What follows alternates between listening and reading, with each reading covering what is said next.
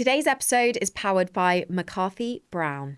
Let's face it, your content is hot, but your taxes, not so much. If you're a cam model, OnlyFans superstar, or adult performer making real money online, it's time to treat your business like a business. That's where McCarthy Brown comes in. They're not your typical accountants. They specialize in the adult entertainment industry. No judgment, no awkward conversations. Just like any business, you deserve expert guidance to keep your income legitimate, your taxes low, and your stress way down. Whether you're a startup or making 5-6 figures and beyond, McCarthy Brown help you manage your money, track your write-offs, and stay compliant with the tax man, all while protecting your privacy. They know the industry comes with unique challenges like figuring out what you can claim as expenses, navigating taxes when you're paid in multiple currencies, or wondering whether it's time to go limited. McCarthy Brown offer discreet one-on-one services, flexible communication, DMs, WhatsApp, you name it, and they put in the work on your book so you can focus on running your brand. So if you're ready to stop guessing and start growing, head to mccarthybrown.co.uk or follow the handles in this episode's description and quote Spilling the Tea. Welcome to Spilling the Tea with Laila Safaee, and today's episode is as spicy as it is controversial. Wait till you see and hear from my next guest. We're diving into a world most people love to judge but rarely understand, the sex industry. Let's be real, it's a topic that makes people uncomfortable. OnlyFans is blown up, and with it, the commentary, trash talk podcasts, shock value clips, and of course, Bonnie Blue level chaos. But that's not what today's about. I'm bringing you a completely different lens, a look into the businesswoman behind the content, the mother, the wife, the creator, a woman with brains, boundaries, and boldness. You think you know what a sex worker looks like?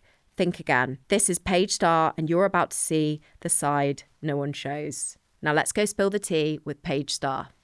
Welcome to Spilling the Tea, Paige. Thank you so much for having me. You look out of this world.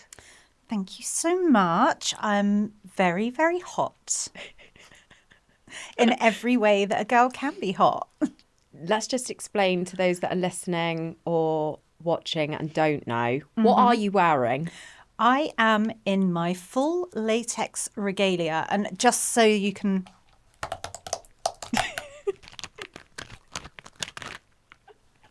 just into the microphone for you. This is why I'm going to have to sit stock still for the whole time, which is very difficult for me because I am expressive with my hands because I am going to squeak like a little, this is going to like be, a dog toy. Is it ASMR? ASMR, yes. What does that mean?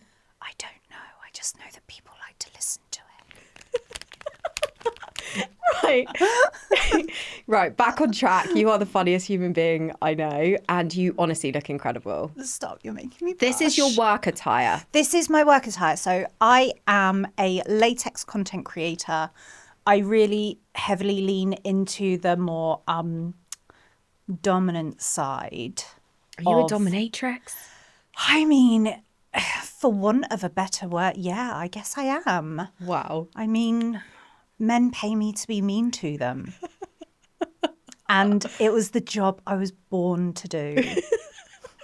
I'm sorry, I just find it so funny. We're going to halt for 1 second because, as everyone knows that's listening and watching, the start of every single podcast in this studio begins with how I know my amazing guests. So, this is Paige Starr. And Paige Starr, how do we know each other? Let's tell the world. Well, I guess through a previous relationship of yours. Yes. I knew your ex-boyfriend. Yeah. And he introduced us. Yeah. And then you ditched him. And I couldn't be prouder of you for it. It was the best thing. Our relationship is the best thing that came out of that relationship. I'm inclined to agree with you. And the dog. And the dog. Because So- you two broke up and I got to keep the dog. Which, sad for you. I'm so sorry. But it really was a happy ending for me because I love him so much. So in context, I had a beautiful little boy called Axel. He's a little chihuahua. Mm-hmm. And obviously when you're in a relationship, it is much easier if one person works from home. And you lived in a property that was accommodating for him. You didn't have any sort of problems with landlords and that kind of thing, and leases. Yes. Whereas when you left, that was an issue, and you were working for like it was. Well, I was growing my business, wasn't I? Yes. I was still at the really early stages. Thank God I never gave up on that dream. You gave up on the right thing in that situation. I did. And our friendship just blossomed. We can leave the context to everyone's imagination. I don't think we need to go into it. No one's getting the airtime, to be honest. No, and the he's not airtime worth today it. is for you only. Well, and you. But thank you for adopting my baby boy and looking after him so well. Thank you for trusting me with him. Oh my God, I love him so much. He is a baby. Tiny. He's like a teacup, isn't he? He's teeny tiny. And I've got 2 pugs to keep him company as well. So he is not only well loved and well spoiled, he's never on his own. No. Hasn't been on his own. He's a little pack boy now. Yes. Oh my God, He's Axel. He's so lush. And you're the best dog mum ever. Well, I think being a parent in any capacity, you do your best every day. Yes. And that's all you can do. So sometimes I'm the best dog mum and sometimes I'm an okay dog mum. But you show up. Every single day to the best of my ability. He was actually a therapy dog for your husband. Yes. Brain injury. Yes. Yes. So my husband, we've been together 20 years this year. Wow. 20 years. Can you believe that? I can, actually, but only because I know you personally. So it's incredible. When That's you see like us 2 together, decades. you get, when you see us together, you get it, don't you? 100%. You really get it. But he had a brain hemorrhage back in October 2021, which was life-changing, not like for all of us. And Axel and all 3 of them were instrumental in not just keeping his spirits up, but giving him purpose and, a reason to, try every day to get well. Unreal. Yeah, really. He's a really special man, and He is. Axel's a very special dog, and he's part of your family now. He is. I'm just blessed to be surrounded by special everywhere. Very blessed. And you're very selective about who you have around you. My circle is small and bijou. Yeah. The way it should be, in my opinion. 100%. I think a lot of people listening, well, they'll be tuning in for all sorts of reasons, right? We know that. Mm-hmm. I think there'll be a little bit of a shock factor, I think, certainly predominantly from women, that you're a mum and you've been married for 20 years.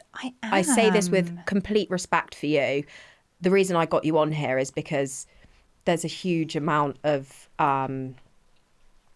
well, everyone's got their opinion on the sex industry, right? Yes. And I think they create an instant opinion on a person. And quite frankly, I think you're one of the most fabulous people I've ever met. The kindest, most considerate. And you are not the stereotype that is in people's minds. But do you know what? I've been in the sex industry for 18 years because I started as a dancer. As you know, I was a stripper first and then went online, and I've done online in several different incarnations. And I've collaborated with a lot of people, and I am yet to meet someone who lives the stereotype of whatever that stereotype looked like of what you expect a sex worker to be. I would say everyone is they're just humans. They're living for the first time, just like the rest of us. And I haven't had anyone that I've worked with so far where I thought, oh gosh, like I don't want to work with them again. I've been quite lucky there. That is really lucky. Yeah. Because in any business, any field of work. I've definitely had people that I'd never work with again in vanilla life. 100%. Normie life, you said. Yeah, we call you normies. For anyone who doesn't know, that's a Family Guy reference. See, I didn't know that because I don't watch Family Guy. But There's just going to be one soundbite out of this whole thing going, we call you normies. And that's going to be it. I love it. I'm going to get cancelled. Oh, my Lord. We're not going to get cancelled because of your amazing outfit, are we? Oh, absolutely not. No. We'll get to that, actually. I'm jumping ahead of myself. So you, out of interest, why did you, I know the answer, but for the purpose of everyone listening, why did you choose to go into the sex industry? So do you want from like dancing? Do you want like from the off? Yeah? Yeah. So I was a student. I was with my now husband. He worked full time. I did not. I brought vibes to the table, as the kids would say now, and nothing much else. He paid for everything, and it just wasn't enough. So, and I was working part time in a bar, so for minimum wage. Yeah. High rollers, and then we were watching. We've all got to start somewhere, honey. We have all got to start somewhere, and I've done McDonald's, I've done Tesco's, I've done all sorts of jobs. I think you learn life skills in those places. Yep, my first job was in a hairdresser's. So my first Saturday job was in a hairdresser's. yeah, that's what. And it was 5 hours, and I got £10. £2 an hour. True. Yeah, £2 an hour I got for that job. Didn't feel too bad then. No, I wanted that tenner. I was going to go down to Boots and spend it on Coke and mascara. Coca-Cola. Diet Coke and mascara. There we go. I'm just giving you all these sound bites for free. We call you normies. I used to spend it all on Coke. Which is the complete opposite of the woman that sat in front of me. However you look at, you're going to look at her and think one thing. Yeah, no. Yeah. Oh, I can't. So, I basically had no money, and we watched this documentary on, do you remember the Club Sophisticats in London? No, I don't. So I can't remember what the name of the guy who managed it, but he was like, I think he wanted to be on TV. So he opened the club for like this documentary series type thing. And it really glamorized it. Really, really glamorized it. Dancing. Yeah. And I was watching it and I was thinking, oh my God, they're so beautiful. And they were driving around in like little sports cars and carrying designer handbags. And they had this like huge hair and huge sunglasses. And I was like, I want that. And at the time I was like, I'd got out of a really controlling relationship and I was still finding my feet with someone who is like completely... You were a student, so you were young. Yeah. So you were in a controlling relationship when you were young, and then... Yes. And then with my husband, who is the complete opposite. He is very much live and let live. And if you decide to come back, great. So I didn't bring it up with him at first. He's fantastic at Uno as well. He is fantastic at Uno. And then the second episode of that series... he just sort of went, you could do that. And I was like, I was quite shy as well. As a teenager, early 20s, I was quite a shy, withdrawn. I was still finding my feet in myself. But I was like, oh, no, I could never. And then... But secretly you're like... But secretly I was like, oh my God, maybe he'd let me. He's your cheerleader. Yeah. I love that in a man. There is nothing more attractive than a man that cheerleads his woman. Oh, absolutely. And to this day, he is my biggest fan. So I think I left it until like the second or third advert break. And I was like, do you really reckon I could do this? And so we started Googling clubs near me and found a club near me. And then how did I get hold of them? Because it was 2006, so we're not quite at the stage where websites have proper web forms, or email addresses everywhere. That was just starting to become a thing. You just turn up on the night, honey. So, well, or you might get banned, like I've been banned 3 times from clubs. You do? We'll get back to that. Yeah, we'll come back to that.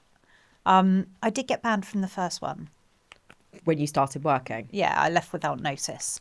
Oh, and then they banned me, and I was like, I wasn't coming back anyway. Like, it's like me dumping someone and them going, yeah, you're dumped. I was like, okay. That happens a lot. So I went for an audition. It went terribly. I did not get the job. What do you have to do in an audition? So you have to get up on stage in a outfit, and then you dance for 2 songs. The first song. 2 whole songs? 2 whole songs. So that's they're could cropped. Be around... Oh. They're cropped to 3 minutes. So it's about 6 minutes altogether. That's quite a long time. It's a long time. It's a long time to have one person staring intently at you whilst you bare your body. Yes. I don't know why it came into my head. I was about to say, was someone there to accompany the person watching? Because I'm imagining, like, you know, if you have a male doctor and you're doing gynae, there's usually like a female. It is not like that, my love. It's not like that. But there were 2 other girls having their auditions as well. Oh, that's okay. It wasn't like it was just me and this random man who was like, okay, off you go. That's horrendous. So I did get to, but it didn't go well. I have no natural rhythm. I do not believe that. Everything you've seen, I've learnt. Okay. Is a performer. It's a performer. I can learn, but naturally I am not a choreographer. So there's hope for me. There's hope for everyone. Everyone can, if as long as you can Look at identify. Me. I look like a little bit of stiff cardboard, like little bobblehead. That's like me in the party. I'm like that. I am definitely the Kim K at parties, and I just sort of sit and like look pretty and sort of bounce to the beat, but I'm not going on the dance floor. That is a lie. I have seen you tear up many a dance floor. I do not believe that. I must have been absolutely wasted. You forget I am friends with Ian Waite. Who's that? From Strictly. Oh, sorry. I feel like a plonker now. Oh, that's a compliment. Massive compliment. Like, were you drunk when you were making this? No, absolutely not. And it wasn't my eyes. It was, James. Mm. So James was at the polo with Ian, and you were at the polo. And Ian whisked you on. Polo. Yes. And Ian whisked you onto the dance floor, and you tore up the dance floor. And then James messaged me. He was like, oh my God, like Ian and Laila are having the greatest time ever. They look incredible. You are kidding me. No. I'm ashamed at how drunk I clearly was because I don't remember dancing with him. No, I sort of do. Laila, no. You shouldn't be ashamed at all. You were fantastic. Has anyone got any video footage? I will ask James if he's got any. This needs to be like, right, actually don't, because I was probably 5 stone heavier and I don't want to see that. No, because it was only a couple of years ago. It was when you were in your glow up. New me. Yeah, definitely within your glow up era. Definitely. Yeah. I actually can't believe that. It's like, that's actually quite incredible. I didn't even know like this story. It just wouldn't spring to mind. Now I can tell everyone about it. Yes, you can. Please get me some video footage. I will do my best. Right, let's back to you. So the audition. I didn't get the job. I was told that I would need some dancing lessons to get me stage ready and club ready. And so one of the waitresses gave me pole dancing lessons for... I had 6 lessons over the course of 2 weeks. She was incredible. Taught me everything that I ever needed to know. I did not continue my pole dance. Like everything she taught me, I was like, this will do. Really? Yeah. So, and I just, as I went on, I did learn some more tricks, but I just got more confident climbing up and doing the tricks that I knew higher up the pole. Yeah. And that's the thing that looks good. When you don't have to do the hardest trick. You can do the easiest one. And if you do it well, it looks so good. I remember you saying this in a conversation before. Yeah. So you could just long out these movements and just be really smooth and slow, and the it makes slower you go, the better it looks. And that was one of the things she told me. She was like, when you are doing a dance for someone, do not dance to the beat. You dance as if you are in slow motion. Everything is in slow motion. that solved the issue. Yeah. Those lessons. Yeah. Amazing. Yeah. He just wanted me to like be confident enough on stage, or confident enough that I knew what I was doing. I know this sounds a bit weird, but some creepy man probably would enjoy seeing someone that was not confident. Yeah.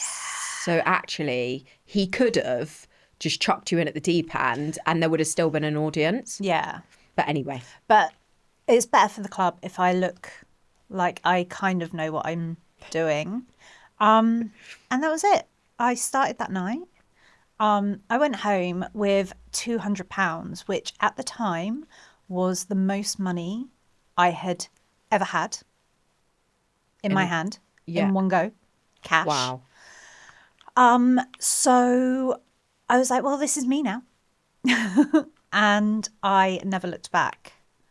Did you go home and was your husband awake, and did he ask you how it went? And Yeah, I got into bed. He was asleep. I got into bed. He was like, how did it go? And I was like, yeah, it was great. And then I just conked out. It was like 5 o'clock in the morning. I was exhausted. My legs hurt because the club I was in was over 4 floors. So the basement floor was like the dressing room. The first floor was the entrance level and bar. Second floor was where all the dances happened. And then the third floor, basement, first, second, third floor was another stage level and bar. up and down in shoes like this? Yes. Crikey. I mean, these are probably a little bit more extreme than I'd wear for the club. Okay. I'd probably go for like maybe The a 6 style inch. though, you don't. That's the Oh. stripper heel style, Yeah, isn't it? pleasers. A bit So like bigger than mine. yes, Bigger than mine, but smaller than yours. yes, 100%, 100%. That's serious cardio. And climbing a pole, that is serious fitness. Yeah, and I loved it. Did you enjoy the bruises? Yeah, and the first time I sat on the pole, so when you climb up and then you cross your legs and you sort of sit, I've still got the stretch marks from where my skin went. No. It was honestly, that pain Memory will for stay life. with me for the rest of my life. Let me ask you about the changing rooms. So have you ever watched Hustlers with J-Lo? I've seen it once, but I think I know where you're going to go with this. And yes, Is the, would you say camaraderie? Like, are the girls like, is Yeah. everyone like that in the changing rooms? It is like walking into a party in full swing. If you're like, obviously, if you're the first one there, it's your job to make the party. Okay. No pressure. But generally, everyone arrives sort of like within an hour of each other. So you have some girls who arrive early because they get ready at work, and then some girls who arrive later on because they are already ready and all they have to do is like get themselves changed. But you go in, there's like, you know, girls are already drinking, they're already partying, they're, you know, dancing all over each other, they're talking, you know, hyping each other up. Might be like talking about outfits, or, you know, who's Does got anyone who. ever fight over men or women, actually? Because women go to clubs.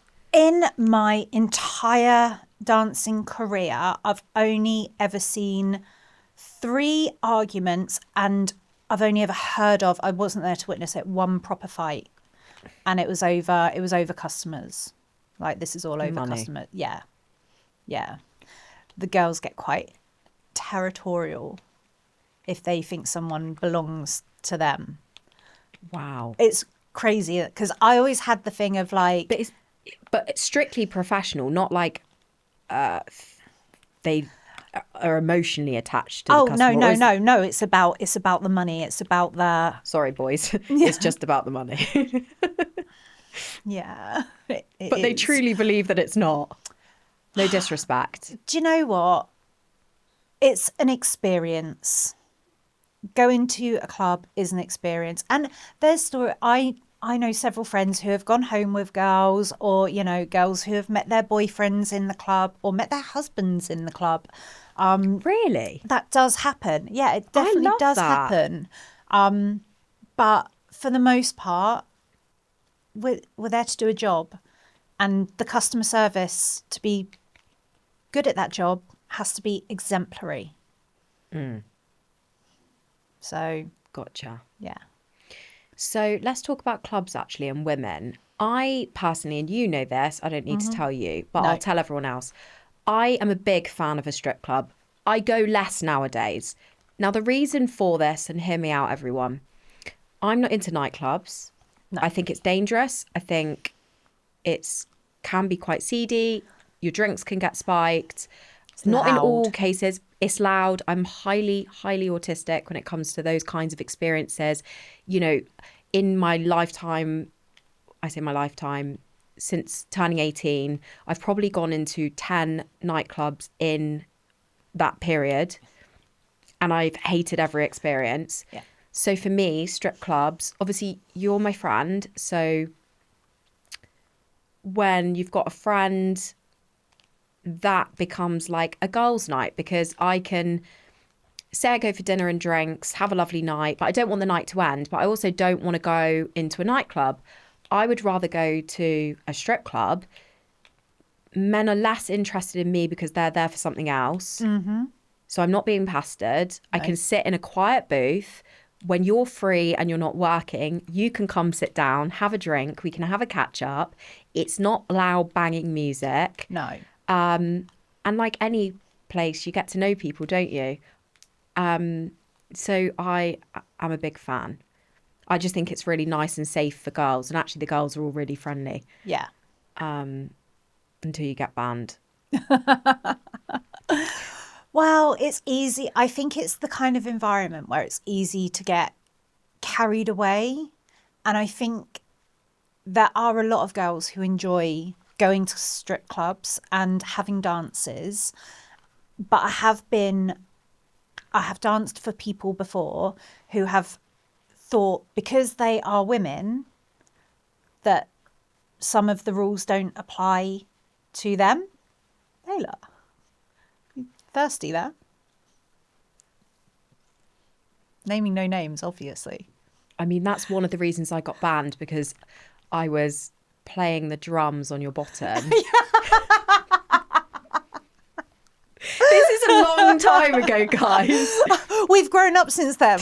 I've definitely grown up, but pushing the boundaries. But actually, who do I think I am doing that? You might be my friend, but boy, did those security come in. They and move they don't quick, care. don't they? They don't care who I am. No, they don't care. No. Like, don't care that we're friends. No. And you think they're there to protect me. They're not. They're there to protect the club's license. That's what they're protecting. And you. I mean, But they knew you weren't in harm. I'm sure they knew I wasn't in me. harm, but generally the safety of the dancers is probably secondary to the safety of the license of the venue. Okay. That's interesting. No license, no venue. That's everyone's lost their job. Yeah, bad. Yeah. I think the other time I got banned was, I don't think you were there that night. And this is a really long time ago, so no judgment, please.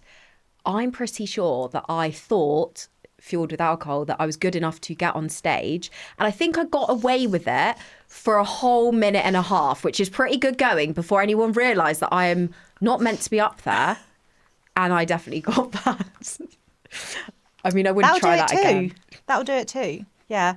That goes against insurance policies. Yeah. If you'd have hurt yourself up there, we would have been in the shit. Yeah. God. But funny stories. Do you know what? Zero regrets. No. Zero regrets. Some of my favourite stories that I tell at dinner parties are strip club stories. Yeah. Like, that is just endless content fodder.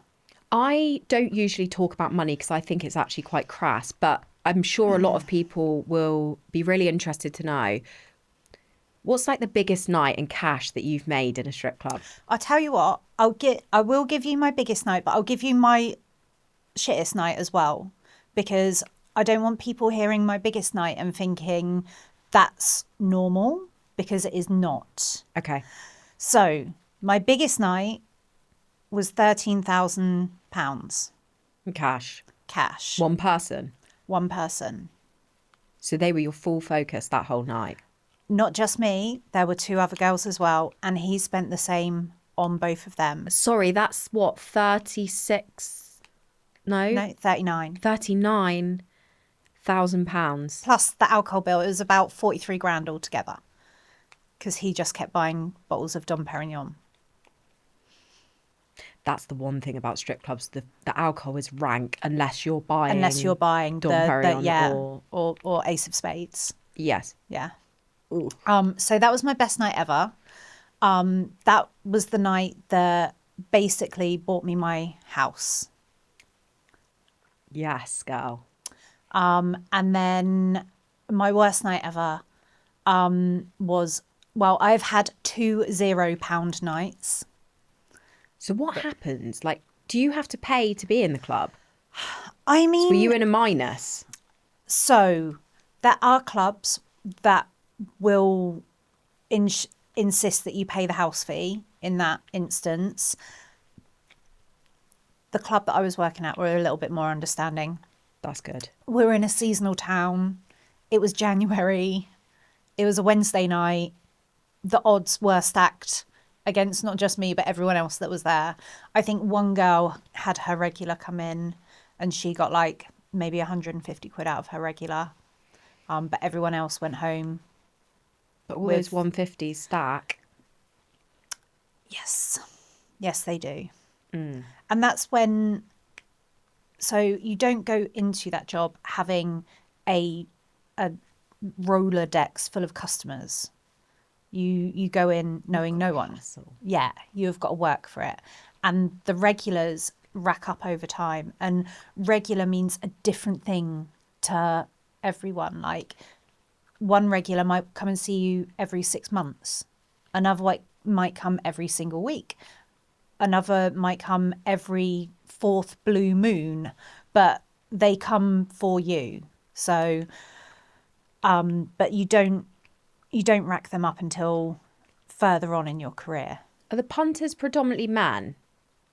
Yes, I would say Less 95%. Yeah. Genuine question. Yeah.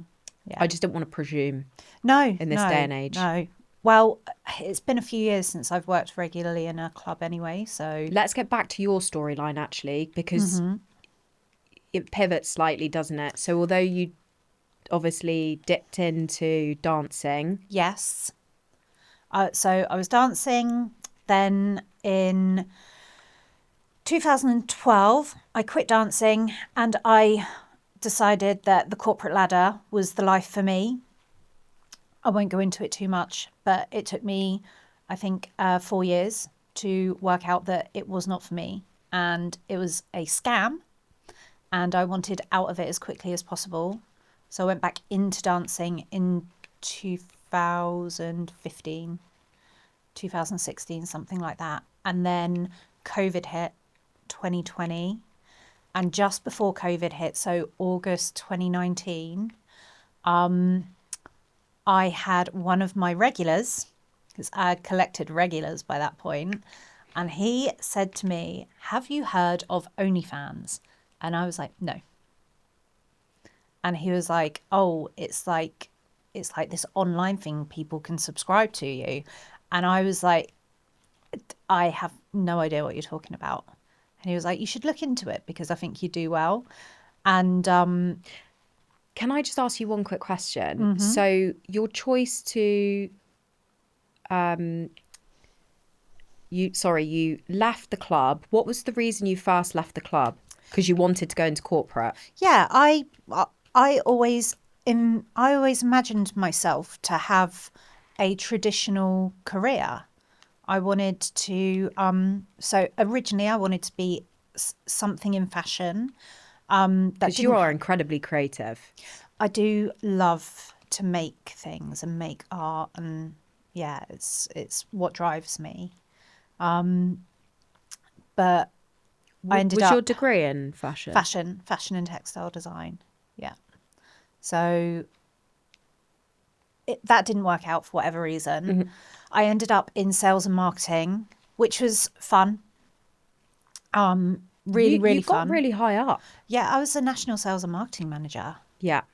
That's why I wanted to come back to this, because you've bypassed it, and I think it's really important to highlight that you did step into that traditional professional role. Yep, I did. I was the breadwinner of my household. Like, And your husband's got a great job. So to say you were the bread, you really were at the top of your game. Yeah. Let's just highlight that for a second. Yeah, I like loving it.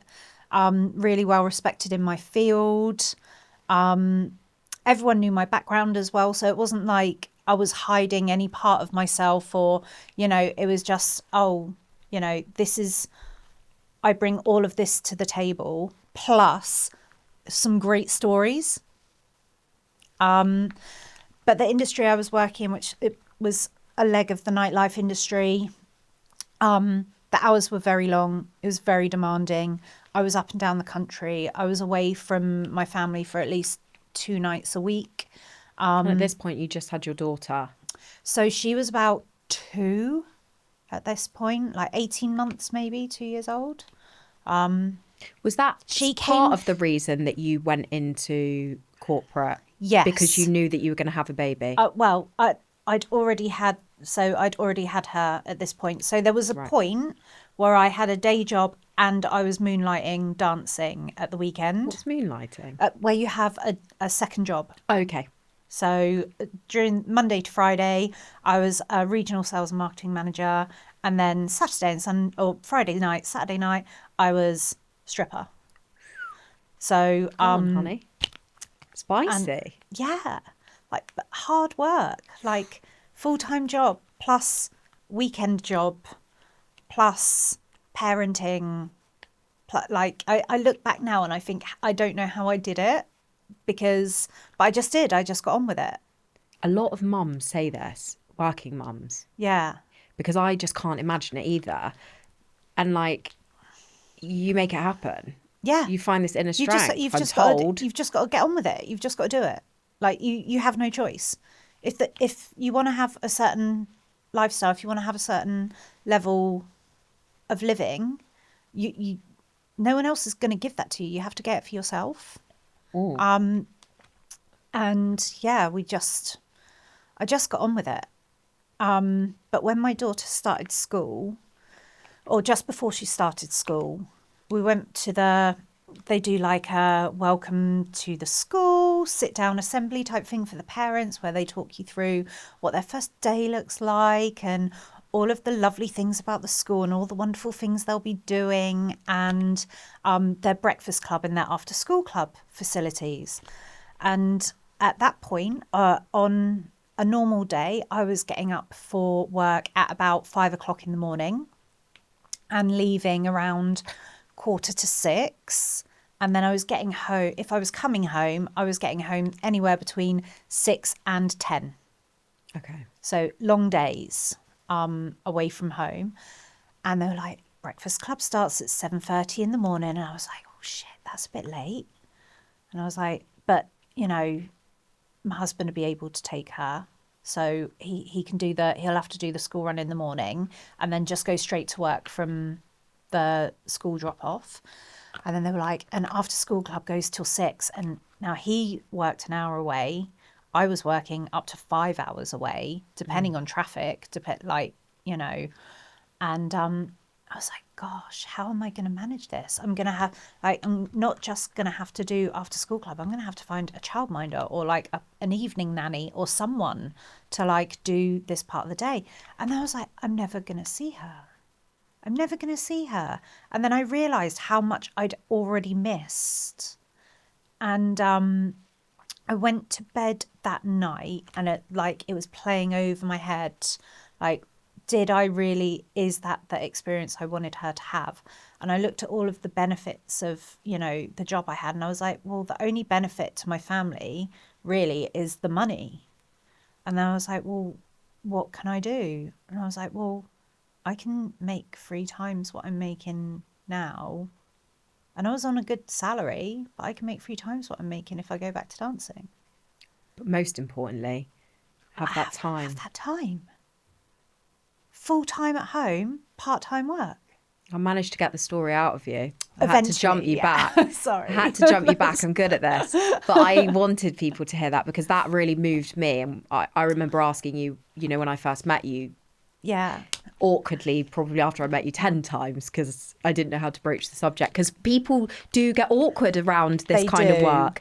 And obviously I had like massive respect for you, but I think it heightened when I heard how you got to that point. And I wanted people to hear that. Yeah. So because it's beautiful. It is, That's and what mothers, good mothers, wow, I think choose. I think.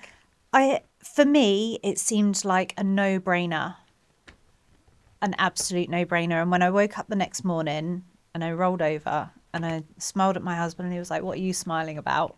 And I said, "I'm going to quit my job today." And he went, "What the fuck?" I was like, "Yeah, I can hear him saying it. I was like, "Yeah, I'm going to quit my job." And he was like, "Are you joking?" Like, he was like, "I can't tell if you're joking or not." I was like, No, I'm being quite serious. I'm gonna go and see. I've got a 1-to-1 with my boss this week. I'm gonna put together a proposal for him of like what I think the business needs, and I'm gonna explain how it can do without me. And then when he asks what I'm gonna do, I will hand over. There is my resignation. So I spent 3 days writing a proposal. Was that to benefit the company? Yeah. So Yeah, it's like a positive parting gift. It wasn't a... Yeah. Oh, no, it wasn't a fuck you. It was I wanted to solve the problem that me leaving would have left them. I have so much respect for that. But I don't think enough people do that kind of thing. But the thing is, I loved working there. I didn't leave because I hated the job or I hated the people. Like, I am still lifelong friends with several of the people that I've worked with. And I have been to weddings. I've met people's children. I'm in touch with so many people from that time in my life. I didn't leave on bad terms. I was just like, my priorities changed overnight. And once they change, they can't change back. Yeah. I love that. I have so much respect for that. Thank you. And shining a bit of light on the way that you parted. Yeah. I think a lot more people need to do that when they're exiting jobs. I mean, it was appropriate for me. It was appropriate for me to do it at the level I was working at. I mean, I wouldn't expect a member of bar staff to have. Why not though? Not necessarily a 3-page essay, but I actually think that's quite respectful and also about your own personal growth. By doing so, you're not just actually helping that business, you're helping yourself. Yeah.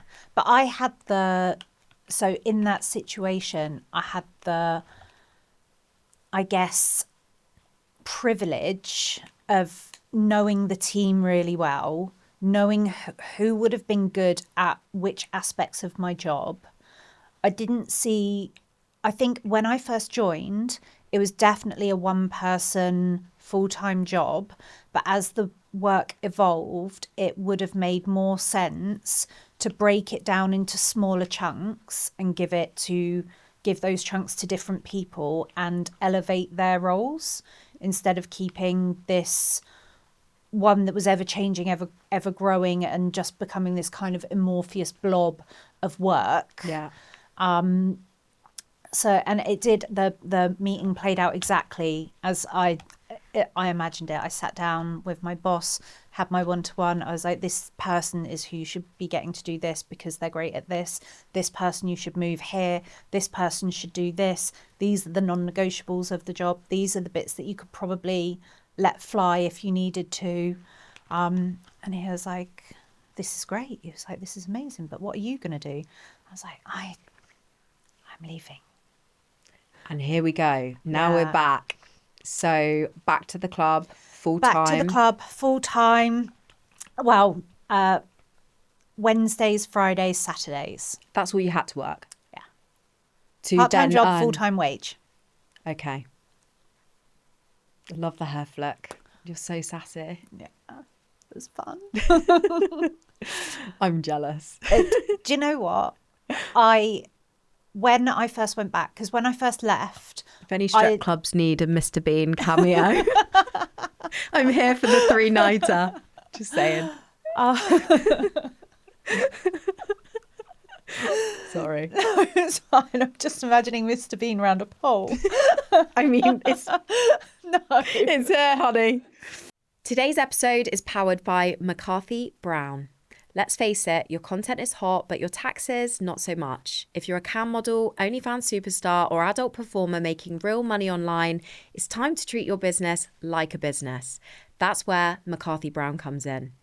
They're not your typical accountants. They specialise in the adult entertainment industry. No judgment, no awkward conversations. Just like any business, you deserve expert guidance to keep your income legitimate, your taxes low, and your stress way down.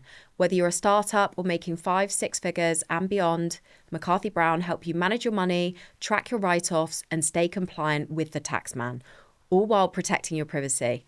They know the industry comes with unique challenges like figuring out what you can claim as expenses, navigating taxes when you're paid in multiple currencies, or wondering whether it's time to go limited. McCarthy Brown offer discreet one-on-one services, flexible communication, DMs, WhatsApp, you name it, and they put in the work on your book so you can focus on running your brand. So if you're ready to stop guessing and start growing, head to mccarthybrown.co.uk or follow the handles in this episode's description and quote spilling the tea. So one of my husband's main concerns when I unveiled this master plan, which wasn't so much of a plan but more of an impulse action. Do you know what though? I love it. It was just special. Special. Just special. Back to your husband. Back to my husband. So my husband was not concerned. He was concerned because I'd been so miserable. The last time I had danced, I didn't leave with a spring in my step. I was relieved to be out of that environment. I didn't like the late nights. I didn't like the nights being away from my daughter. Yeah. I wanted to have more time for hobbies and, you know, things that I enjoy. And I really wasn't enjoying the environment. I was struggling to be around drunk people because at that point I had a rule that I didn't drink at work. Oh. But that was a bit different. Yeah. I get, because when you're drinking, and obviously your whole like career has been drinking and partying and dancing, you get this like confidence, don't you? How was it sober? Oh, I mean, lucrative. But really? More lucrative? Yeah, I definitely think that you make more money sober than you do drunk. That's or really you interesting. probably no. There have been nights where I've been absolutely legless and woken up in the morning and like, holy moly, I've won the lottery. What a feeling! Imagine Just wake up surrounded in cash. Imagine getting blackout, waking up, still covered in last night's makeup, fake tan that you haven't washed off, and then opening your handbag and there's like $3,000 in your handbag. You'd just be like, what? Oh, you've got a spring in your step that morning to the kettle. It takes the sting out of the hangover, I can tell you. Ooh. But I think when you're sober, you recognise that you spot the opportunities easier. When they're walking through the door. Yeah. 100%. Interesting. So he was concerned. So he was concerned that I was miserable, and I said I didn't appreciate what it gave me. And he was like, what do you mean? And I was like, it gave me freedom. Yeah, because 3 days means you've got the flexibility then to spend more time with your family, do your hobbies. Yep. And when I told my daughter that I was giving up work so that I could do the school run, come to every school play, I volunteered for the first 2 years that she was at school. I volunteered to go and read with the children. So I did that on a Tuesday morning, went into the school, read with her class, and, you know, got to know all of her school friends, and then obviously got to see her as well. She'd come out and have a little read with me. It was really exciting. And then you know, when the summer days come, I would pick her up from school. We would walk to the park. We would walk to the beach. We would go, you know, when we got the pony, I'd pick her up from school. We'd go to the yard. We'd do the pony, go for a ride, walk around the common, go home, have dinner, bedtime story. I did, like, honestly, when you imagine like what that traditional family dynamic looks like, I lived that every day except Wednesday, Friday and Saturday. I love that. I think everyone needed to hear that. I'm glad we got here. Thank you. Yeah, because I mean, that is the dream, right? Yeah. Freedom. Freedom. Holidays. Never a problem. No, I didn't have anyone to answer to. If she was ill, fine. We sat on the sofa. We binged watched Disney films underneath the blanket, eating whatever food we wanted to. Fabulous. Sounds like a great time to me. No stress of who's going to have to take the day off work. How are we going to split the holidays? Because we each get, 5 weeks off a year, and there's 13 weeks of summer holidays, 13 weeks of school holidays a year. Just no drama. Love this. Going to take you back to the story where I diverted you back to corporate, right? Yes. And you were telling me that one of your regulars had asked you or told you about OnlyFans. Yes. So we're at that point in the story, right? So we're at that point in the story. So this is probably not August 2019. This is probably around May 2019 when I first heard about OnlyFans. And I poo-pooed it from the off. I was like, absolutely not. So the clubs were still making money. Clubs they were still making, getting yeah, punters prior to COVID, right? Yeah. I was doing great. Like you imagine that stripping to be one of those jobs where the older you get, the less money you make, but that's not true. It's like everything. The older you get, the longer you do it, the better you get at it. The more people you collect, the more regular clients you collect, the quicker you get at identifying who's there for a good time and who's there against their will, the quicker you get at working out whether someone doesn't actually have any money or if he just wants to be courted a little bit more. You know, it's because there's a massive difference between someone saying, oh no, I'm not, I'm not having any dances tonight. Whereas 10 minutes later, that same guy might go and spend 500 quid if you get the tone right. If you work out what it is he's looking for. And that is something that comes with experience. So at that point, I was making more money than I ever had before. And the thought of being online, I thought it was going to be like camming. And I wasn't really interested in the cam world either. No. I have tried it. There's so many different avenues with it underneath the umbrella, right? Yeah. Huge. And within each different thing, there are different things again. So, yeah, when I first heard about it, I was like, completely no, dismissive. Oh, no, absolutely not. Can't think of anything worse. And then it kept coming up. And then in conversation with people. Yeah, people kept talking about it. It was like the beginnings of a revolution almost, where it was like in whispers. And then girls started, you started hearing about girls in the change rooms, and it'd be like, oh my God, she started an OnlyFans, or oh my God, she's doing an Admire Me. And it was almost something that was taboo. What, even in the clubs? Even in the clubs.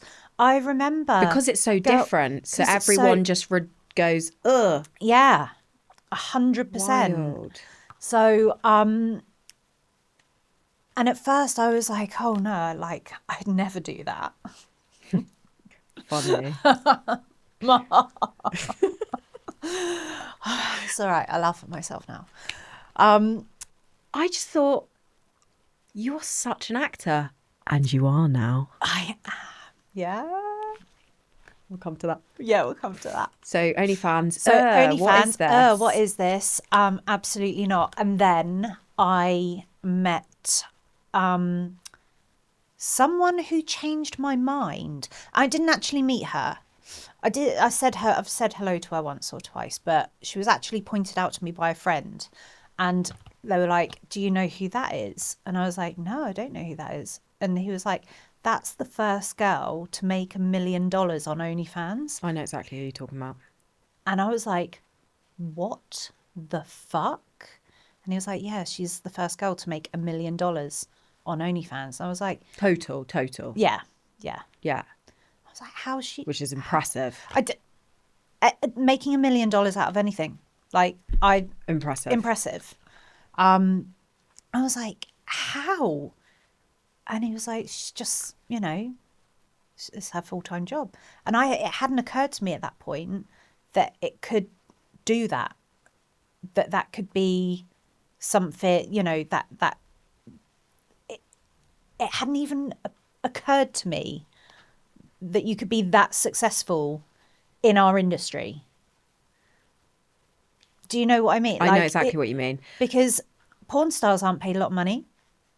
Like, they're paid, famous. Well, they're all studio... flipping onto OnlyFans, aren't they? Yeah. Because it puts the power in the hands of the creator, out of the hands of the studios. Which can be very dark. We'll come to that. Yeah. But, yeah, wild. Absolutely so insane. That was the trigger where you were like... That was the trigger where I was like, I want to know how she's done that, because I want that. Did you have any coaching from her? Did you approach her? So she approached my friend, because my friend had more Instagram followers, and my friend dragged me along because I had originally told my friend about OnlyFans. And we both went along to this thing. She signed us both up, but I didn't have enough Instagram followers for her to consider coaching me. So I didn't get any coaching from her. She just got my referral. 122,000 followers on one Instagram account as of today. And that account is only a year old. Hope you're listening. I'm not bitter about it. I'm just being sassy. No. But spite is a great motivator. But yeah. I've just got your back, girl, because you're my friend. So I'm like, I don't like anyone not giving opportunity. Do you know what, though? I get it. I do too. But I do get it. Like, I'm just being a loyal friend. If you're gonna put your time and effort into somebody, like, you want to back the right pony, don't you? And at the time, it would have looked like the other pony was the one to back. And don't get me wrong, she still is. She's absolutely smashing it. I'm saying it like, she gave up or something. She did not. She is like killing it. But yeah, I just took a different path, got a different mentor, did things differently.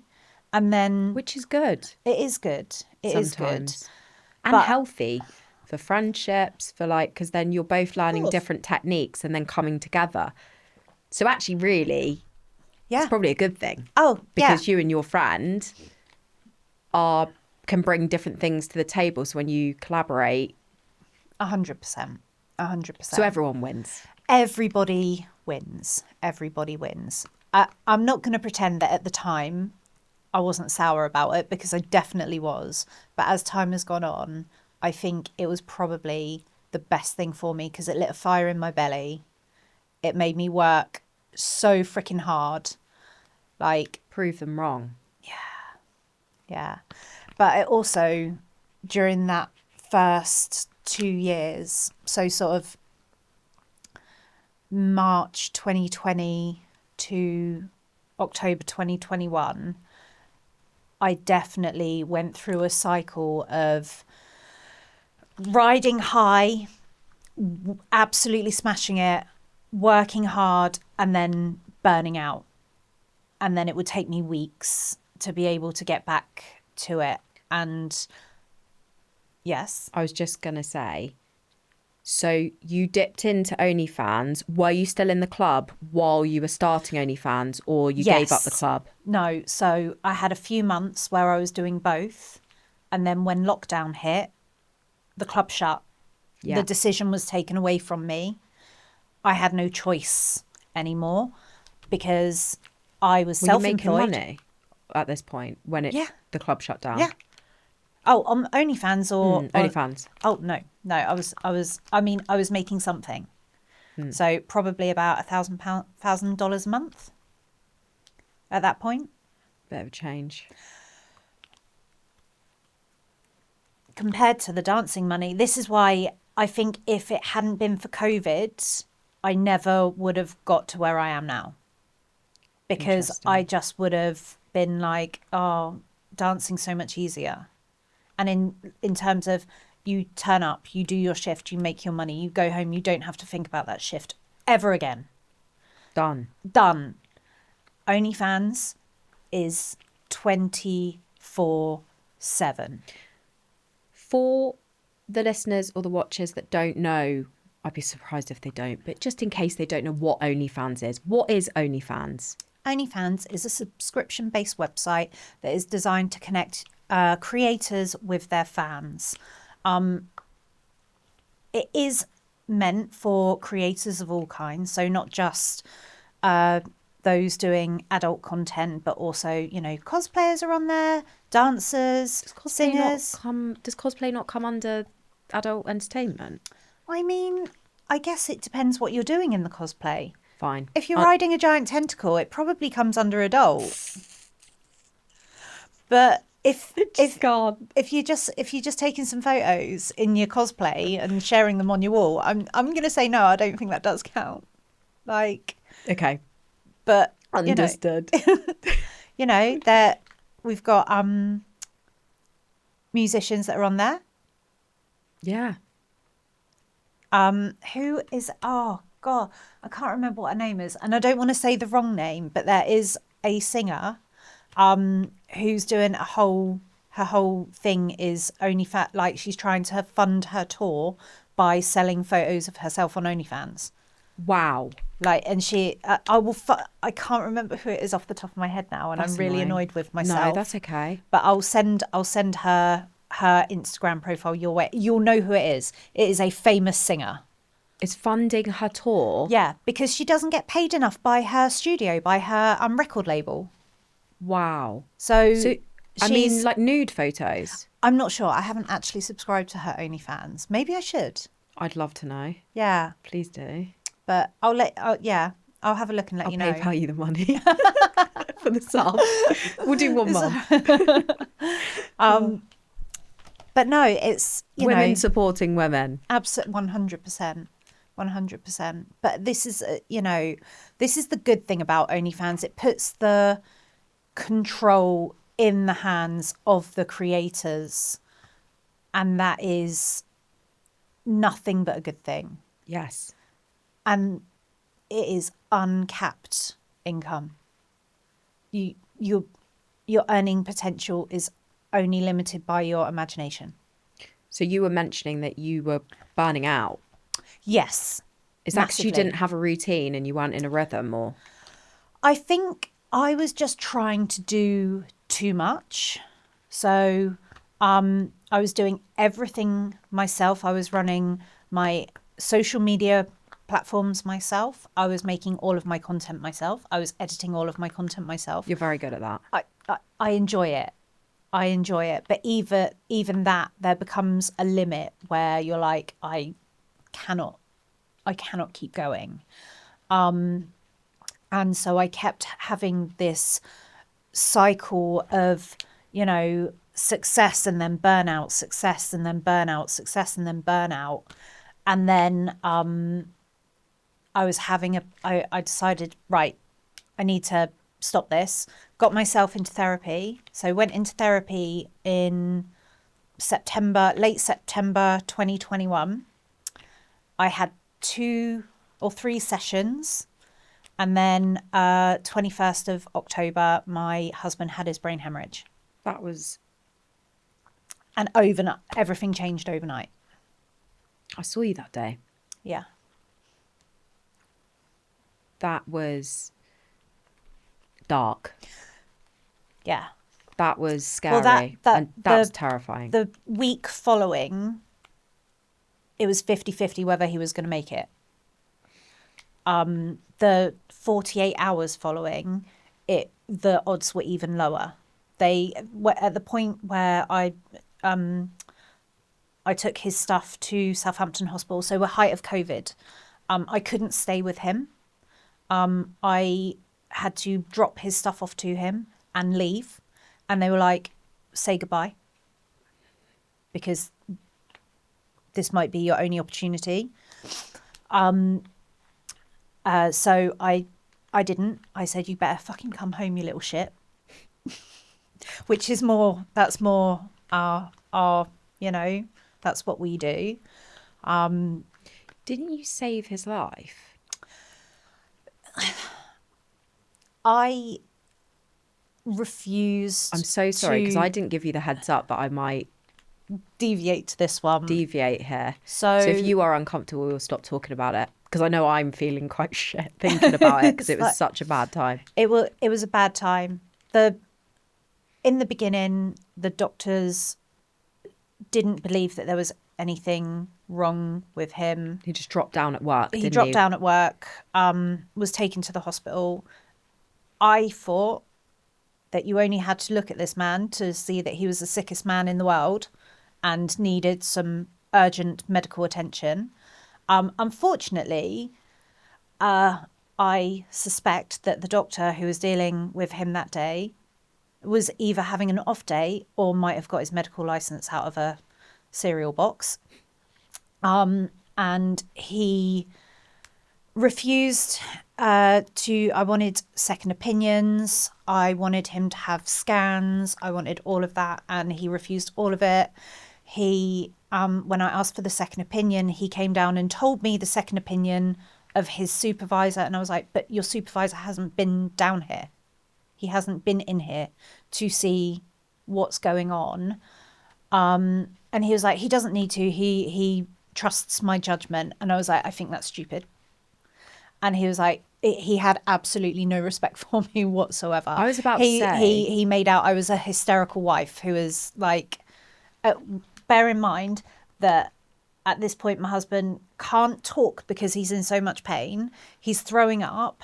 He's clutching his head. He can't have the lights on, like any of this. So fast forward, he actually sent him home. So he was like, no, you're like, go home. He prescribed. But he couldn't even stand up, could he? Well, he prescribed some naproxen and some, what's the really strong painkiller? Don't know. So it's an opioid. Oh, so like the liquid morphine? No, not Oromorph. It was something else. It was a tablet one, but strong one. Yeah. But he prescribed 3 days worth of painkillers and some naproxen. And I was like, so I went down to the pharmacy in the hospital and I was like, oh, I'm just going to have to kick off. I'm going to have to make myself a problem. So I got all the medication, got back. And I was like, how am I going to get this man who can't stand up, who can't walk, to my car? So I was like, right, I'm going to I need a wheelchair. And so I went out and I saw a nurse and I was like, if you want me to take him home, I'm going to need a wheelchair because he can't walk. And she was like, oh, okay, I'll go and get you one. I was like, okay. So that's not a problem. We're just going to let him go home when he can't walk. This story blows my mind. So then she came back with the wheelchair and the head nurse saw her and she was like, what are you doing with that wheelchair? And she was like, oh, Mrs. X needs it to take her husband home because he can't walk. And she was like, well, if he can't walk, why is he going home? And I was like, finally, some sense from someone. So she walks in and I've got the wheelchair and I'm like trying to lift him up off of the bed. And then in that moment, oh my God, his timing could not have been better. He projectile vomited everywhere. And the head nurse was there to witness. And she was like, I'm readmitting you. Don't move. Stay there. She went and got the head consultant, who was the one who he trusts my judgment. That was hiding in his office. He came down, Oh, spent 2 minutes with my husband. And then they went outside the curtain so I could hear the conversation. And he was like, that is not the patient that was described to me. He needs a CT scan right now. And from then, everything moved quite quickly. But that's the difference between life and death. Yeah. And this was the point where he got hydrocephalus, which is fluid on the brain. So that had started to kick in. He was getting confused, didn't know what day it was, didn't know what time it was, didn't know what month it was. All of these red flags. And the doctor who had said he diagnosed him with a pulled trapezius muscle. Right. That's what he dismissed him with, a pulled trapezius muscle. And when I was like, that doesn't look like a pulled muscle to me, he was like, everyone handles pain differently. And I was okay. I don't know how you. Well, he said, and then he said, right, we're going to send your husband for a CT scan. I was like, thank you. And he was like, I'm still expecting it to come back clear. But if it does come back clear, you can then opt for a lumbar puncture. But I honestly think it will be a waste of our time. So again, dismissing me, I'm hysterical. I'm a problem. Like, I'm making that's because you're beautiful and blonde. I don't mean that rudely. No, I don't know. I don't know. And I don't care. I don't care what his reasons were. In my head. I don't care what his reasons were. I just think there are some people who should not be in that field because they have absolutely no bedside manner and no respect for people. No empathy. And that was it. There was no empathy. And when he came back from the scan, I said, oh, how did the scan go? And he said, I didn't have a scan. The thing was broken. The scan was broken. And I was like, oh, that's weird. And then no one came over. So I went to find someone. I was like, excuse me, my husband's supposed to have had a scan, but he said the CT scan machine's broken. So what's the protocol? Like, what do we do? And she was like, no, he's had a scan. I was like, are you sure? Because he's saying he hasn't. So then she went and found the doctor. And he was like, so he came over and he was like, what's the problem? I was like, I don't think my husband's had his scan. Like, he's saying he didn't have a scan because the machine's broken. He was like, no, he definitely did. And then he came over. How confusing. Asked my husband a few questions and he was like, right, this is weird, because he was like, my husband was basically starting to make shit up. Talking jibber jabber. Just talking jibber jabber. And then the doctor noticed that there was a report that was on the side next to me, and someone had put it next to me, but I hadn't seen it put down because I was like paying attention to what was going on. And then he read the report. He looked at me. He had the good sense to look contrite and sorry, and informed me that he had had a subarachnoid brain hemorrhage, but that it wasn't that big of a bleed, and that he was going to be fine, and that he'd probably be home within 5 to 7 days. I think he might have said 3 to 5 days, actually. And then when I got to Southampton, they were like, he has had an almost catastrophic bleed on the brain. He might not make it the next 24 hours. I have no words. Yeah. I'm glad you shared that story. That was horrific. It was a moment. It was a real moment. But in a positive, your husband is doing really well. Oh, yeah. Like almost full and miraculous recovery. Obviously there a lot are of always recovery. Yeah. There's always going to be things that are different, but he is still with us, and he is, forever changed, but fantastic for it. And we'll leave that like that. Yeah. But thank you for sharing that. No, I think it's really important to share. Well, it was a time, and it was basically, that's what kick-started where I am now, because I had to take 4 months off of work. And during that 4 months, I honestly thought that I wasn't going to go back. I was like, I'm done with this now. Like, OnlyFans. Yep. I'm done with OnlyFans now. Did anyone loyal hang on during that period? Yeah. Are they still with you now? Yeah. Incredible. Yeah. And I didn't have a single month where I made nothing. I didn't make a lot, but every month I made something. So I think somewhere between $400 and $550 every month was still there, from people either staying subscribed or sending tips to like bankroll me through it. That was a really hard time. Yeah, it was. COVID, brain hemorrhage, becoming My own a mental carer. health. Yeah, becoming a carer. Obviously, not just caring for him, but then full-time care of our daughter as well. Becoming the sole doer of everything. It was an enormous job. Absolutely enormous. And that's what almost swallowed me up. That's what I was like, I don't know that I'm tough enough for this. But we got through it. Yeah. So what was the pivotal moment of change from that moment to where you are now in OnlyFans? Let's I did have to write these stats down, and correct me if I'm wrong. I know you will. I don't know why I've said that. So 122,000 followers on Instagram. As of yesterday, yeah. As of yesterday. Have you got the one account? I have 5 Instagram accounts. So that's the biggest one. The next one down is 72,000. The next one down from that is 9,000. And then I've got a couple that are just starting. So they haven't quite hit the 1,000 mark yet, but watch this space. 31,000 subs on YouTube. Yep. And that's not accounting for the 5.5 million views to date. Mm-hmm. Yeah. There's one channel. There's one channel. And boy, is it fabulous. Please, please, please, guys, just look at her YouTube. Paige Starr 20 is my YouTube channel. And it is all to do with latex, shiny fashion, mistress makeovers. It's a bit of fun. Love it. Yeah. Think a makeover show, but with a latex edge. Do you love what you do? Yeah.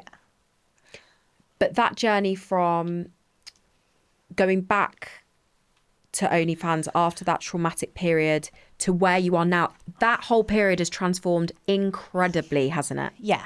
The kind of content you've been making. Talk to me about that. So at the point of the brain hemorrhage, I was probably making what I would call vanilla girlfriend content. And what is that? So think girl next door, quite, flirty, naughty, but sort of vanilla, nothing too spicy, very POV, lots of talking to the camera as if the camera was your boyfriend. So anyone watching it can imagine what it's like to be a boyfriend or partner. Or there is a market for this. Oh, massive. Okay.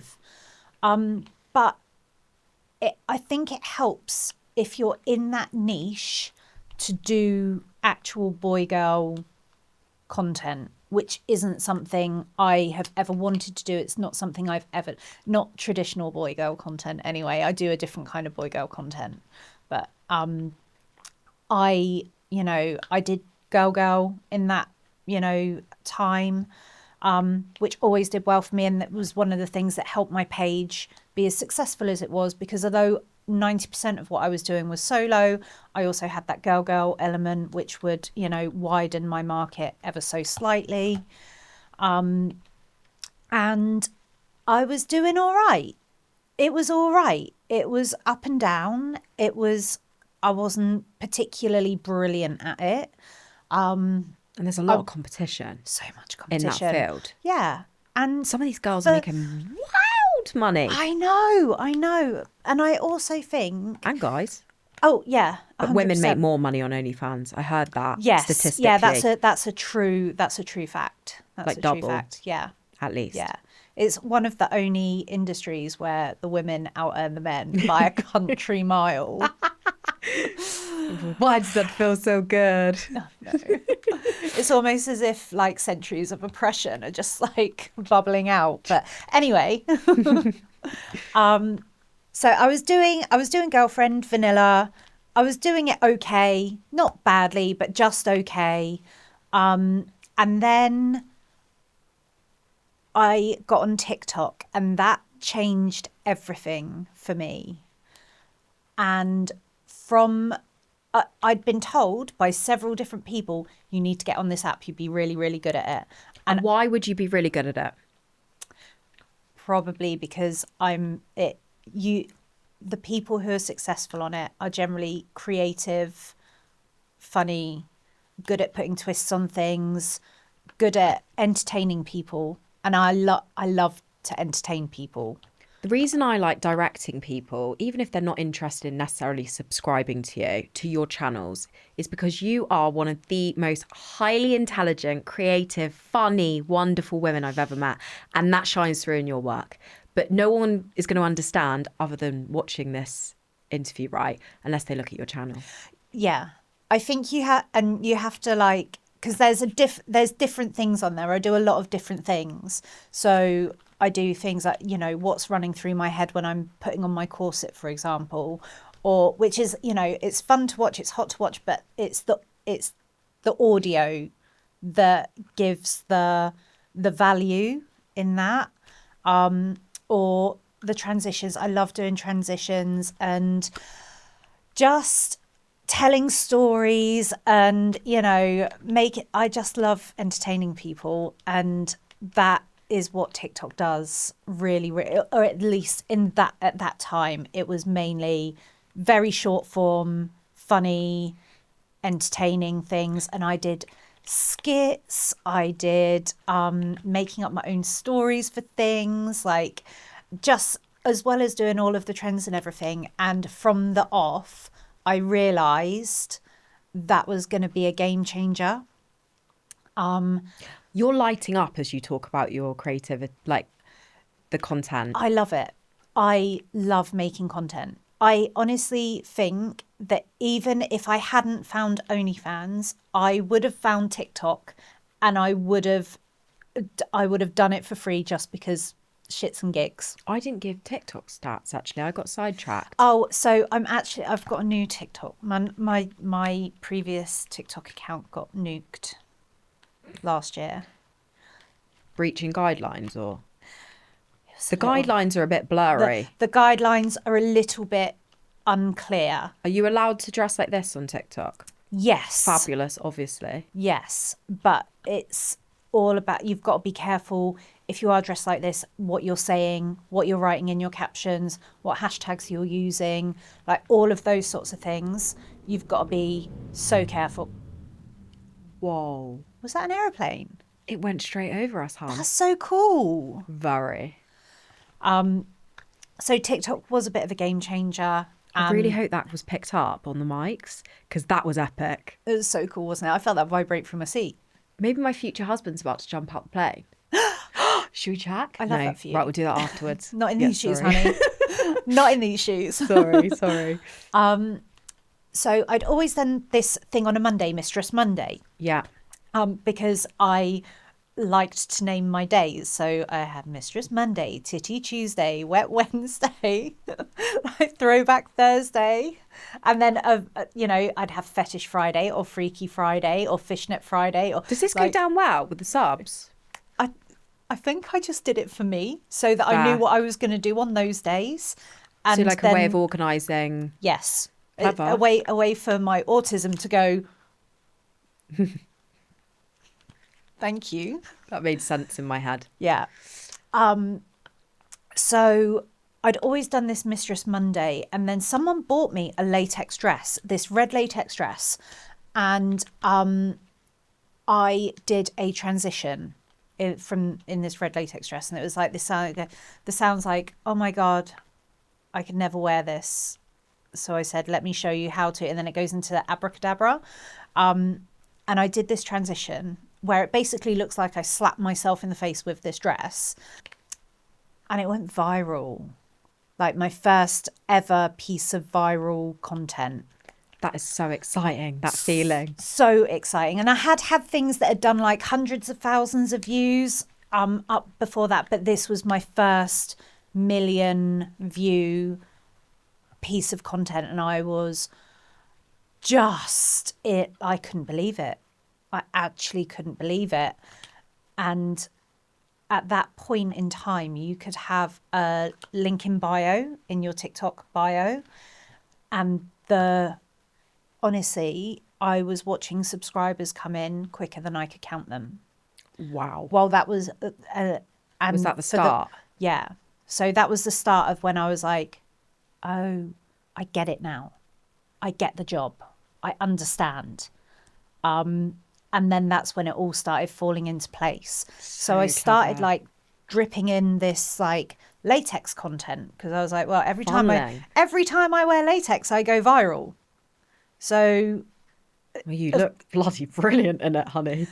I do enjoy wearing it. Can I just ask how you're feeling? Because we've been in here for like over an hour. Are you sweating? Are you feeling okay? No, Have you I'm feeling, settled into actually, your... I've settled into it, and the temperature in here is quite nice, and the lights aren't too hot, which I'm very grateful for. So, I don't. Am I sweating? No, I No. just thought I'd ask you because No. you did say Yeah, this it was could be a really concern. uncomfortable chat. Yes. Yeah, I was concerned, but So actually, anyway, you look fabulous in latex. I look fabulous in latex. Go viral every time I wear it. Why would I not? So then I started doing more latex content. Then it just leaned into like the domination thing. I realised I'm really good at it. I love it. All those times I've been mean to men for free, and I could have been charging them for it. Are you kidding me? Did the penny drop then? Like a bit more on that? Yeah. That actually some people have been getting their kicks for free because that's actually a fetish. It's actually a thing. Is it It's a actually fetish? Am I using the right words? yeah. So it can be a kink is something that turns you on. A fetish is something that you need to make you finish. Right. So I know what you mean by that. yeah. I always blush when we talk about things like this. It's we're all human. We've all got our little kinks and idiosyncrasies that we like. Someone said that word about me. Idiosyncrasies. Yeah. Yeah. It just means like quirks in your personality. Interesting. Your little ways. Okay. Yeah. And then that's when I really realised that this was where I was supposed to be. It was what I wanted to do. It was the job I was born to do. It actually fits well with me as a person, as a creator, aligns with all of my all of the values that are important to me in terms of what content, the kind of content that I want to make, the kind of thing that I'm happy sharing with the world. So You found your place. yeah. How is it going for you when you look back in comparison to those hard times where you had a couple of loyal fans just keeping me giving you a going. little bit in the piggy Yeah. bank? Wow, I have to pay VAT now. That's a fun game, isn't it? Yeah. It's my favourite game to play. So it's going okay. And the most important thing is that you are enjoying what you do. Love it. And you just, yeah, I can't wait to hear the feedback when people actually look at your channel. Yeah, I'll be interested. Can Please, I play you something? Yeah, of course you can. Slightly diverting, but it's industry. I've been told to do this here. I need you to listen to this. Mm-hmm. Tell me if you know who this is. It's a good job I had to check IDs for the 1057 because I now need to reach out to them for child support. God, this is going to make me rich. It's a good job I had. I'm sure Bonnie knows that only one person can get you pregnant at a time. So, but Bonnie Blue. yeah. What are your thoughts on Bonnie Blue? Do you know what? I don't know her. I just want that. I've never met her. I don't know her. I don't know her as a person. I think I have seen some of the things she said, and I think that they are problematic and dangerous. I am a big believer that your body is your own and you can do whatever the fuck you want with it. As long as you're not hurting yourself or someone else, it's your business. And if you want to bang 1,000 guys and film it, you can bang 1,000 guys and film it. My issue is more with some of the problematic things she said, given that her audience, her target demographic, the audience she actively goes for, are young men, sort of 18 plus. And it's when she says things like, you know, if your girlfriend doesn't go down on her, you should be allowed to cheat on her. I believe that to be not only setting a dangerous tone for an impressionable audience, that they should be able to expect sex and sexual favors from their partner, no matter what, like you know, like as if their partner isn't a human being with their own thoughts, feelings, wants, desires, and needs.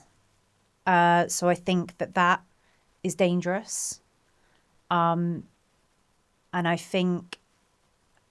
hope that she says those things purely for rage bait and views, but I don't think that kind of propaganda should be monetized in the way that it is. I think it's dangerous and problematic.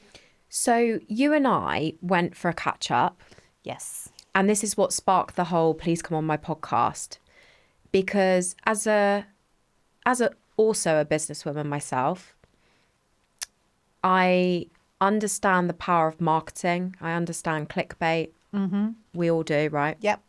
So this is my thoughts on Bonnie Blue. I felt like I wanted to say, good on you, girl. You and your Lambo pretending she's clever. Oh, yeah. And a lot of her content I actually really enjoyed. And I thought, do you know what? She's doing a big to everyone. Yep. Bear in mind at this point, I haven't actually heard some of the statements she's made because I'm not avidly following her. I'm only seeing what's being put in front of me. And I'm thinking, good on her.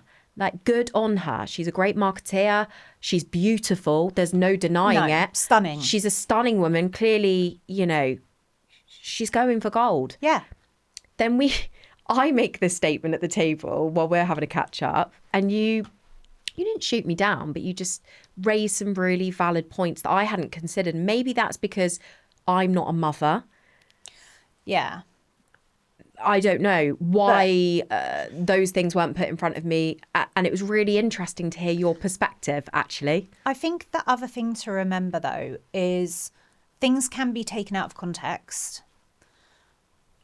Our social media algorithms are so good at knowing what we want to see almost before we know that we want to see it, that the Bonnie Blue that is put in front of you on your For You page or your Discover page will be a completely different Bonnie Blue that's put in front of me. And this is why you have to have, when your only form of consuming news is social media, you have to have a little bit of critical thinking skills to be able to go and dive into things on your own to see all sides, yeah. Because it's very good. This is what same thing. It's very good at radicalizing people with various red pill content. There's the whole incel movement, incel culture, and social media platforms are very good at feeding you content that elicits a response from you, and it's not always a good response. So I think if you ever see a piece of content that makes you feel angry, or it makes you feel scared, or elicits some kind of what's the word I'm looking for? Well, I'm not going to know it because you're negative emotion. Yeah. It's been designed to do that. It has been designed to make you feel angry, to make you feel sad, to make you feel scared, to make you then either comment or share. Yeah. And if I'm always telling my mother, if something makes you feel a certain way, go and Google it, because you're probably being fed some kind of propaganda. Right. Or some kind of clickbait. Yeah, I mean, I think touching on the mother thing, I hadn't considered. I saw her on This Morning, I think, with a really incredible woman, and that's going to really annoy me that I can't remember her name. But I saw a reel, and it was around like the children, and she was calling them children, like these young boys. Yeah. And I hadn't And they really basically considered. They are freshly turned 18. And if you had a guy hanging out at university campuses, a 27-year-old guy, 26, 27-year-old guy, so almost 10 years older than these just freshly turned 18-year-olds. And when she's doing this in America as well, remember that like they don't consider you an adult until 21. So I think the age of consent is 18, but to be an adult in America is 21. That's when you're allowed to drink. You can't drink. I don't think you can vote until you're 21 as well. Oh, really? I'm not sure. Okay. I might be wrong See, about that when one. you explain these things to me, well, you did at the table, I then saw it from a slightly different perspective. Yeah. Like, how would you feel if you knew a 26-year-old guy who was hanging out on university campuses on Freshers Week looking for girls to bang? I would want to hang him off a building. There would be some feelings about it. There would be some feelings about it. So I get it after I had that explanation, Yeah. which I'm grateful for, because you equally show her the respect as a fellow woman and content creator, despite that. But you do raise very valid points. Yeah. But, you know, I look back at me at 26 and I made some questionable life decisions then as well. So you live and you learn. You still look 26, hon. Thank you. You look absolutely fabulous. Just before we wrap up, can I ask you a couple of little questions? Yes, of course you can. What is one non-negotiable value you live by in work and life?